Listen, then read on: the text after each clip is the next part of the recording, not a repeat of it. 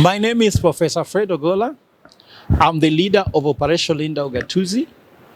Operation Ugatuzi issued a statement the other day about the unique personal identifier, in the other name called UPI, which is a new project by Kenya Kwanza government.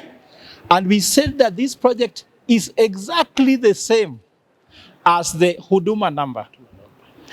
Huduma number had invested 6.5 billion shillings. It had registered over 30 million Kenyans. It employs over 1,000 Kenyans. And what is happening is that the servers for Huduma number were done and are implemented in Kenya. The printers were in Kenya. The card that was coming from Malba company from Germany was coming with 20 security features that was being brought to Kenya. Is when it is printed and additional features from the Ministry of Interior is inserted to ensure that the card is secure. This card meets the requirements of ISO. It's also ICAO, making this card the most secure card in the world. Now, what is happening at the moment is that Kenya Kwanza government wants us to abandon the Huduma number project and then move us to another project called UPI, which is going to be implemented in Pakistan, server sitting in Pakistan, printing happening in Pakistan, employing Pakistanis, not employing Kenyans. And the question now is, where is the priority at this time? The economic survey shows that unemployment rate in Kenya has gone up. It shows poverty levels have gone up. It shows inflation has gone up. The government priority should be to employ Kenyans, not to employ Pakistanis. Did Pakistanis vote for Kenya Kwanza government or Kenyans voted for Kenya Kwanza government? The other priority is this way. What is the security of our data? At this time when there's a lot of digital disruption, data is king. Data is the new gold. How can the data for your birth, data for your education, for your insurance, for your banking, for your health, sit in Pakistan, and yet we have servers that can do the same things here in Kenya? So that's why today we have moved to court and filed a petition, and this petition number is E196/2023. This petition has been filed in court. We are waiting for the judge to give orders. So let me read the 7 orders we are seeking, because in court, you don't do a fishing expedition. You have to have a prayer. So the first prayer, we are asking the judge to declare this UPI project unconstitutional because it violates the Constitution of Kenya on prudent use of resources. Yes. That you cannot invest in a certain project and yet another project is running which is efficient, is doing exactly the same. Huduma number can do even better than UPI what it can do. So UPI project is exact replica of Huduma number, only it is given another name. And this name is expensive. All of you have names. I'm called Ogola. That name was free. Huduma number being renamed to UPI is the most expensive name I've ever seen, worth 11.2 billion Kenya shillings. How much is your name? Mine is free. UPI is at a cost of 11.2 billion. Now, at Operation Ugatuzi, we have done months by realizing that if you add the UPI project and Huduma number project, we are making the government invest 17.5 billion shillings only on identification, risking our data. So the first order, we're asking the court to declare this unconstitutional. The second order we're asking the court is to make a decision which is reversible to stop Kenya Kwanza government from taking our data to Pakistan because it brings data breach. There's data sovereignty law. It also risks the country in terms of security. NADRA, which is the project company in Pakistan, is not a private company. It's a national government-owned company.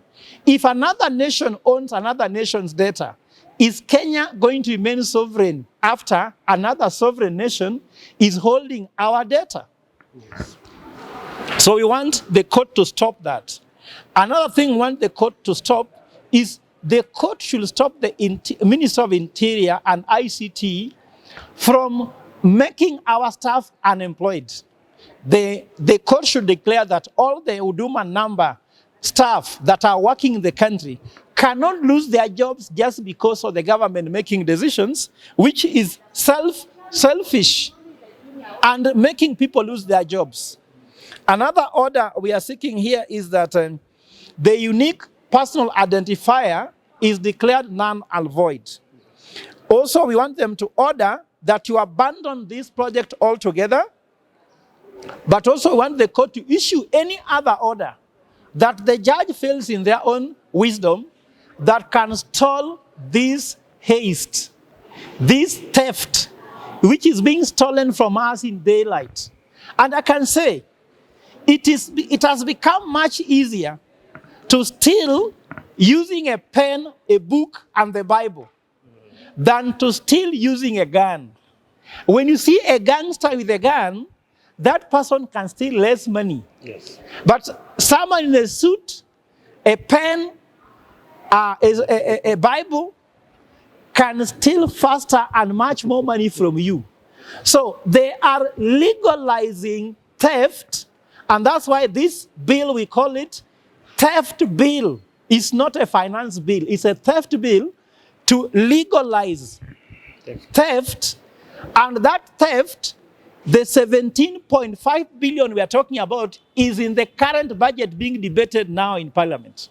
It will pass this week. So even after this, we are going to Parliament and tell Parliament, can you stop this budget and remove that money which has been put there to steal Kenyans' money through a project which we don't need? Yes. It is not the time to do it. It is needless. It can do. Huduma number can do everything this can do. The internal organs of Huduma number is the same as UPI. What is different is the name being put. What is so important in UPI as a name that can make the country spend 17.5 billion shillings? And remember, even KRA, they are changing from Kenya Revenue Service spending another 7 billion shillings to just change a name. The name change in Kenya has become a cancer in this country. Kenya Police Force moved to Kenya Police Service. Are you getting service or you are getting force? Kenya Revenue Authority is moving to Kenya Revenue Service. Will it be a service or it will be authority? Huduma number is a Kenyan-grown solution which Kenyan researchers researched and got a solution. Why are we taking this work abroad while our people are suffering here? So these are the standing orders. These are the orders we are seeking from the judge. We hope that we can get our solutions by this afternoon, and we shall be able to brief you on the outcome. After this, we are going to Parliament. We are going to send a petition to Parliament also. The MPs have accepted they are going to come out to receive our petition, and then they can also take this petition to be debated in Parliament, because we elected Parliament so that they can stop this theft that is taking place. If they cannot stop it, we can do what happened in Burkina Faso.